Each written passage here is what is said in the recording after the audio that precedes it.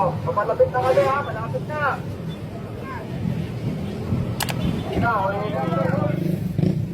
Namanakaw dito, uhuli namin.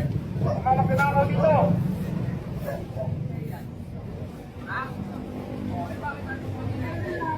Pero muna, bakit nakaharap sa ano yan? Ba't nakaharap yung pensyap yan?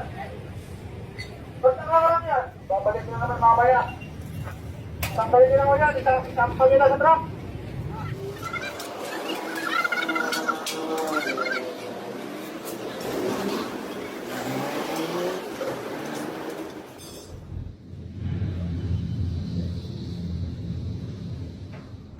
Sa Arnel, kailangan ito problema ng pulis.